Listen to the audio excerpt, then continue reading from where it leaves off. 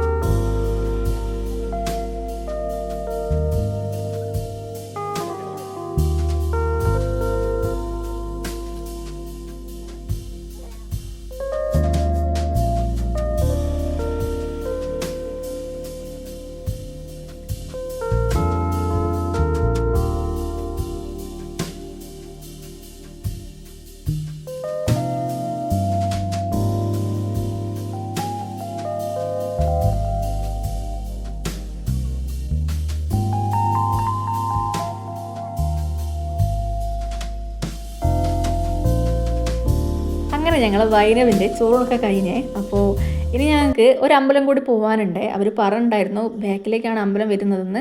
ശേഷി പറഞ്ഞപ്പോൾ ഞാൻ ഇത്രയും നല്ലൊരു അറ്റ്മോസ്ഫിയറുള്ള ഒരു അമ്പലം ഞാൻ പ്രതീക്ഷിച്ചില്ല. കാരണം ഒരു കാവ് തന്നെയായിരുന്നു അത്. ഒരു കാടിൻ്റെ ഉള്ളിൽ ഒരു പ്രകൃതിയോട് ഇണങ്ങിച്ചേർന്ന ഒരു അമ്പലം എന്ന് വേണമെങ്കിൽ പറയാം. അത്ര മനോഹരമായിരുന്നു അവിടുത്തെ കാഴ്ചകളൊക്കെ. ഞാനും അമ്മയും ആദ്യമായിട്ടാണ് ഇവിടെ വരുന്നത്. കണ്ടാൽ തന്നെ അറിയാം. ഫ്രണ്ടിൽ അമ്പലത്തിൽ നിന്ന് കുറച്ച് പുറകിലോട്ടാണ് നമ്മൾ ഈ അമ്പലം വരുന്നത്, രണ്ടാമത്തെ അമ്പലം. അപ്പോൾ എന്താ പറയുക, എനിക്ക് വളരെ ഇഷ്ടപ്പെട്ടു. വൈകുന്നേരങ്ങളൊക്കെ ഒരു പ്രദർശനം നടത്താനൊക്കെ പറ്റിയൊരു അമ്പലം തന്നെയാണത്. വൈകുന്നേരം ഈ രാവിലെക്കാട്ടും മനോഹരമായിരിക്കും.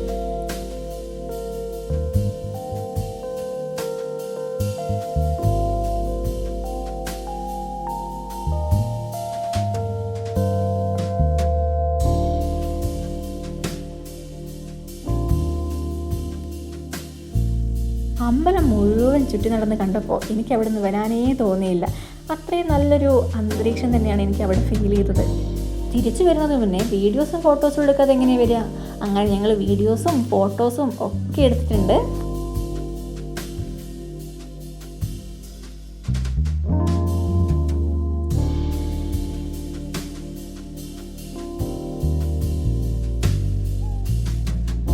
സാൻവിയാണെങ്കിൽ അമ്മ പറയുന്ന പോലെ ഒന്നും കേൾക്കുന്നില്ല. അവളന്ന് ഓടി കളിച്ചുകൊണ്ടിരിക്കുകയാണ്. അപ്പോൾ കോടാൻ മാത്രം ഉണ്ടല്ലോ അവിടെ. പ്രാർത്ഥനയും ഞങ്ങളെ ചടങ്ങും ഒക്കെ ഞങ്ങൾ ഭംഗിയായിട്ട് നടന്നു. അപ്പോൾ അവസാനം ഞങ്ങൾ പോകാൻ നേരം സാൻവി വീണ്ടും എൻ്റെ വീഡിയോ ഒന്നും എടുക്കണേ, ഞാൻ ഓടി വരുന്നത്. അപ്പോൾ പിന്നെ കൊച്ചു കുട്ടികളല്ലേ, അവർ അങ്ങനെ പറഞ്ഞാൽ എങ്ങനെ എടുക്കാതിരിക്കുക. അങ്ങനെ അവളെ വീഡിയോ ഒക്കെ എടുത്തു. അങ്ങനെ ഞങ്ങൾ വീട്ടിലേക്ക് പോവാണ്.